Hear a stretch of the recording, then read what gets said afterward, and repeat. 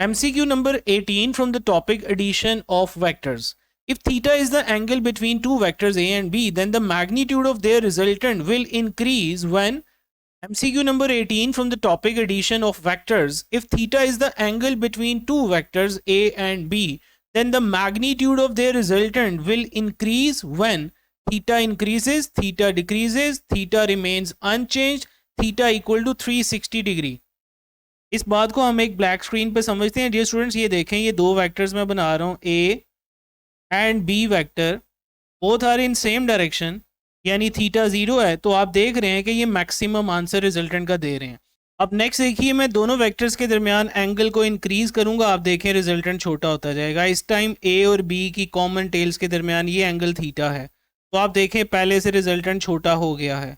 इसी B vector को अगर मैं थोड़ा और एंगल बढ़ा दूं, लाइक दिस, ऐसे रख दूं ए और बी, तो आप देख रहे हैं ये एंगल 90 है इनके दरमियान, तो रिजल्टेंट पहले से और छोटा हो गया। यानी एंगल बढ़ने से इस डायग्राम के ज़रिए भी हमें क्लियर हो रहा है कि रिजल्टेंट की वैल्यू कम होती है।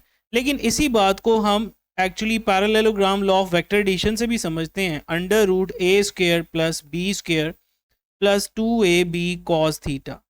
अब डियर स्टूडेंट्स, फिजिक्स में आपको ये दो बातें पक्की पक्की याद होनी चाहिए कि साइन थीटा का ग्राफ ऐसे होता है, this is graph of sine theta, और कॉस थीटा का ग्राफ कुछ ऐसे होता है जी, like this, this is graph of cos theta.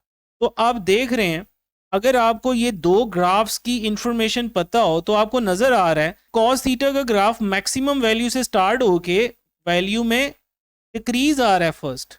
आप देख रहे हैं कि कॉस थीटा का ग्राफ एक्चुअली कम हो रहा है, अपनी मैक्सिमम वैल्यू से कमी की तरफ आ रहा है। इट मीन्स जब हम थीटा बढ़ाएंगे कॉस की वैल्यू कम होगी। अब कॉस की वैल्यू जब कम होगी तो ये फैक्टर कम होना शुरू हो जाएगा, लिहाजा रिजल्टेंट भी कम होना शुरू हो जाएगा। हमने मैथमेटिकली भी समझ लिया और डायग्राम के जरिए भी इस बात को समझ लिया। तो थीटा के बढ़ाने से रिजल्टेंट का मैग्नीट्यूड कम होगा दो वेक्टर्स की एडिशन का।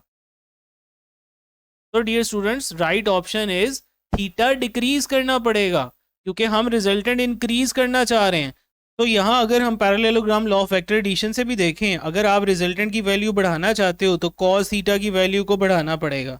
और कॉस थीटा की वैल्यू कब बढ़ती है? जब थीटा बढ़ता है कि कम होता है? ऑफ कोर्स जब हम थीटा को कम कर रहे होते हैं, क्योंकि कॉस का ग्राफ मैक्सिमम से स्टार्ट होके 0 की तरफ जाता है, लाइक दिस।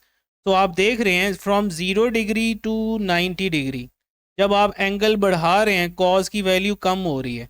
तो अगर हमें कॉस की वैल्यू ज़्यादा करनी है तो थीटा को कम करना पड़ेगा, like this, in backward direction. जब थीटा कम करेंगे कॉस की वैल्यू बड़ी आएगी और रिजल्टेंट की वैल्यू भी मैक्सिमम आएगी या ज़्यादा आएगी।